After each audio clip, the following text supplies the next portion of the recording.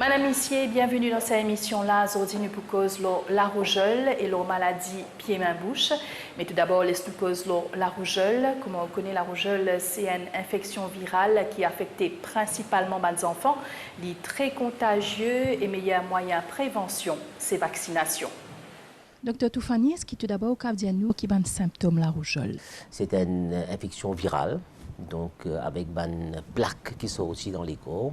Mais il y a une systématisation de plaque la sortie. Donc, il commence toujours par la tête et puis il descend en bas. Ça, c'est un signe quand même assez classique de la rougeole. Donc, avant de gagner la rougeole, souvent des fois, les enfants ont un symptôme grippal. Donc, je suis enrhumé, je suis une conjonctivite, je suis figuier un peu gonflé, donc comme si j'avais fait une allergie. Donc, et une plaque commence à former, surtout à partir de l'oreille, l'oreille commence à gonfler un peu, et autour une plaque, comme si une urticaire, un genre d'urticaire, et comme si d'allergie, mais accompagnée de la fièvre. En général, une allergie, pas gagner la fièvre quand on a une allergie, mais sans éruption là, ça va un bouton qui sort là, il est accompagné de la fièvre. Et à chaque poussée de fièvre, vous trouvez un bouton là peut augmenter, il est descendant. Donc, il commence de figuer, il vient dans le corps, et puis il y a en bas. Donc, ça, c'est assez classique, mais il est assez rare maintenant. Il est assez rare, parce que avec la prévention qui est maintenant, la vaccination, donc, ne pas trop trouver. Sauf s'il y a une émergence de rougeole là. Et le but de l'OMS, c'est d'éradiquer la maladie là. Parce qu'il y a même pas mal de complications et souvent des fois mortelles. Et justement, quelles complications la rougeole capable de donner? Donc, nous avons une pneumonie, par exemple, et après, nous avons une infection cerveau, la méningite, encéphalite, moi, je dis infection cerveau, donc qui est quand même très, très grave. Et ce qui est un peu particulier avec sa microbe, la rougeole, là, c'est même si on finit gagner, au bout de 7 ans, même si on finit guéri, on est capable d'avoir une maladie, on appelle ça PESS, c'est une infection cerveau très, très, très grave. Donc, comme quoi, le virus il reste encore dans les corps et il est capable de donner une complication très sévère. Donc, ça, c'est la particularité de la rougeole que l'OMS a décidé pour faire un traitement préventif, une vaccination pour éliminer sa maladie là dans le monde entier. Et une fois qu'il finit justement faire diagnostic, quel traitement il a justement pour sa maladie-là? Le traitement, comme beaucoup d'éruptions virales, est symptomatique. Ça veut dire qu'il y a la fièvre, il y a baisser la fièvre. S'il y en a, trouver les enfants déshydratés, bien réhydrater. Donc, c'est surtout repos au lit et prendre souvent des médicaments comme paracétamol toutes les 6 heures. Et puis, si la fièvre est trop forte, faire une compresse d'eau tiède. Mais tout ça, c'est une mesure habituelle comme n'importe quelle éruption. Donc, nous avons un traitement particulier pour la rougeole ou bien n'importe quelle éruption virale. Donc, nous avons, c'est symptomatique. Et justement, qui est un moyen de prévention, leur vaccination, donc à quel moment faire sa vaccin-là? Dans le calendrier vaccinal mauricien, auparavant, quoi. Donc, nous faisons la vaccin à la rougeole à l'âge d'1 an. Parce que nourrissons jusqu'à l'âge de 9-10 mois, ils sont protégés par un anticorps qui sont maman donne.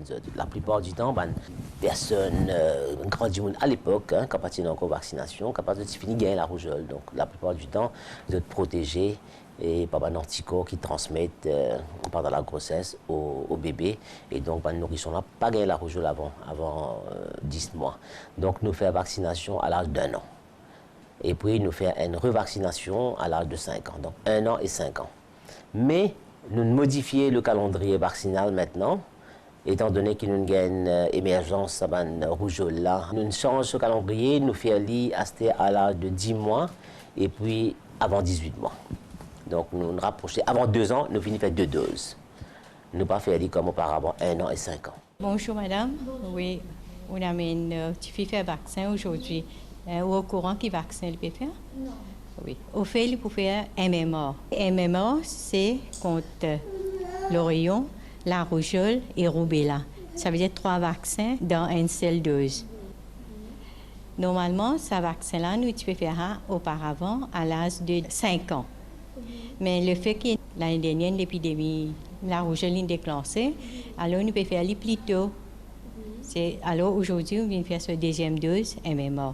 Là, quand il fait la deuxième dose, là, il protégé à 100%. Si jamais il peut plaigner, il a rougir ou quoi, on met une compresse glaçon. Un petit bout de glaçon, ou on le plie dans une soie, ou poser là-bas quand il fait injection. Et puis, donner un petit peu de sirop-panadol, une petite cuillère 3 fois par jour. À l'école pour faire vérification de la carte et comment les enfants ont raté le vaccin de la rougeole. Mais ça, c'est bien important, comment on peut propager partout. Puis là, nous avons rendez-vous pour apporter les enfants au médiclinique pour faire ce vaccin. Ça veut dire pour compléter ce vaccin de la rougeole. Là. Mais je fais une dose, mais le deuxième dose aussi bien important. Et donc, vous avez eu, c'est-à-dire l'accord de parents? Oui, j'ai déjà téléphoné, j'ai pris les permissions avec les parents. Ils ont dit, OK, c'est bien.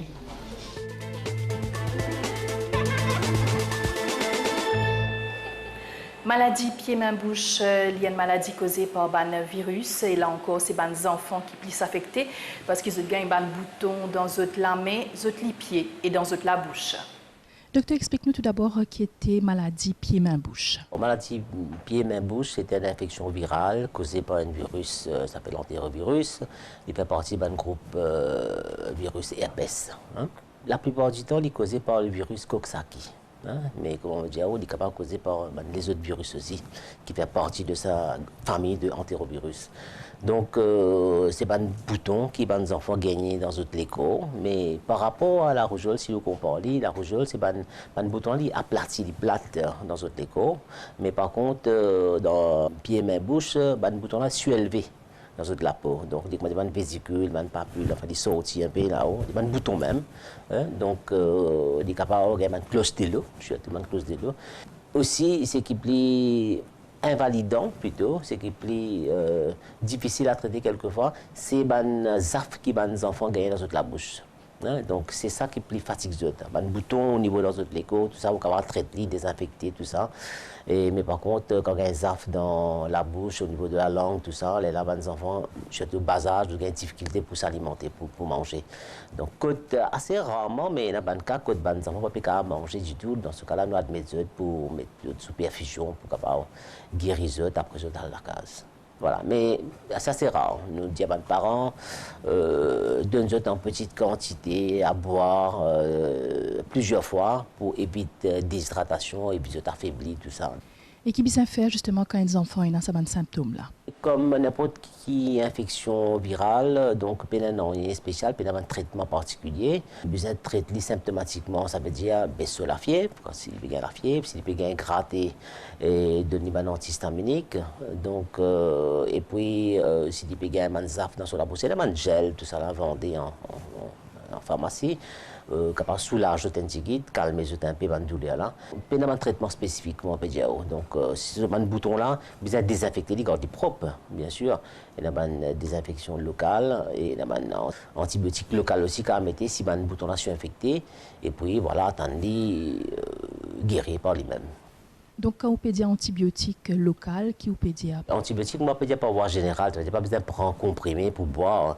Donc, quand il y a un bouton là, en général, il y a une éruption, un bouton viral, il peut passer par lui-même. Mais quelquefois, les enfants grattent, il y a des cas infectés. Ou quand il y a des microbes qui viennent là, ils sont infectés, et là, le bouton là change un peu de forme, il devient un peu plus avec un GP, tout ça là. Donc, là, nous avons besoin de mettre un antibiotique local, donc en pommade. Pommade juste pour faire des secs, pour guérir. Donc, en aucun cas, besoin de prendre antibiotique par la bouche. Sauf si c'est compliqué, si les enfants ont une bronchite, une la fièvre qui peut persister pour d'autres raisons. Donc, dans ce cas-là, nous devons mettre un antibiotique par voie générale, donc comprimé ou sirop, sinon pas nécessaire. Et combien de temps les cas prendre? Les cas prennent 4-5 jours pour guérir quand même. Hein. Mais tant que les enfants ont un bouton, ils sont contagieux. Malheureusement, il est bien répandu pour les enfants en bas âge, donc en bas 5 ans. Et qui va de moyen de prévention contre cette maladie-là? Malheureusement, il y a un moyen de prévention vaccinale, comme on peut dire. Hein. Donc, nous avons un vaccin contre ça. Ces préventions, c'est règles d'hygiène. Donc, comment ça va les enfants-là infecter les autres enfants par une gouttelette de salive. Ici, par éternuement, tout ça là, par exemple. Et surtout, ce virus-là, il reste quand même dans la selle. Hein. Donc, si par exemple, un enfant de 2 ans, maman-là, se couche, bien lave cela parce qu'il reste dans la selle. Donc, si ils contaminent par salive, ils contaminent un objet par là, et les enfants viennent tous l'objet là, et ils portent sur la bouche, tout ça, donc là, il est contaminé. Donc, il est très, très contagieux. Malheureusement, dans la maison, quand il y a une ce sont les autres enfants, quasi certainement, c'est pour ça, maladie de main, pied, bouche là. Donc, apporte la prévention, mais étant donné qu'il n'y a pas une maladie très invalidante, très, très grave, hein, donc pas de mesures très strictes à prendre quand même. Si je gagne, après je prends un traitement symptomatique, c'est tout. Voilà, nous émission finie ici. Nous finissons cause de la rougeole et la maladie pied-main-bouche et aussi les bonnes précautions qui visent à prendre. Merci pour l'attention et à très bientôt pour une autre émission.